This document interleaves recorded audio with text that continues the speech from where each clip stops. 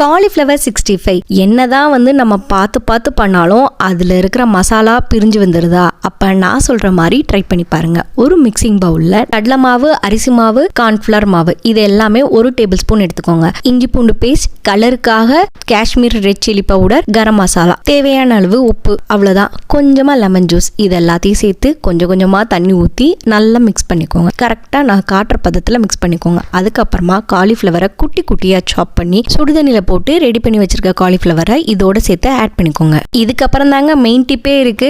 கடாயில் எண்ணெய் ஊற்றி கடாயையும் எண்ணெயும் சேர்த்து சூடு பண்ணாதீங்க. நான் வீடியோவில் காட்டியிருக்கிற மாதிரி கடாயை சூடு பண்ணிட்டு ஒரே ஒரு சொட்டு தண்ணியை விட்டு பாருங்க. தண்ணி முத்தா ஓடிச்சு அப்படின்னா பாத்திரம் கரெக்டாக ஹீட் ஆயிருக்குன்னு அர்த்தம். அதுக்கப்புறமா எண்ணெயை சூடு பண்ணி கொஞ்சமாக காலிஃப்ளவரை சேர்த்து பொரிங்க. கண்டிப்பாக கடாயில் ஓட்டாது. இல்லைன்னா என்னதான் நீங்கள் முட்டி மோதினாலும் கண்டிப்பாக கடாயில் ஓட்டிட்டு தான் வரும். நான் உங்களுக்கு வீடியோவில் காட்டுறேன் பாருங்க. என்னோட கடாயில் ஒரு சொட்டு கூட இந்த காலிஃப்ளவர் ஒட்டவே இல்லை. அதே போல் காலிஃப்ளவரில் கோட் பண்ணியிருக்க மசாலா எதுவுமே பிரியாம வந்திருக்கு பாத்தீங்களா? நான் சொன்ன மாதிரி இந்த ட்ரிக்கை ஃபாலோ பண்ணி கிறிஸ்பியான காலிஃப்ளவர் ட்ரை பண்ணி பாருங்க.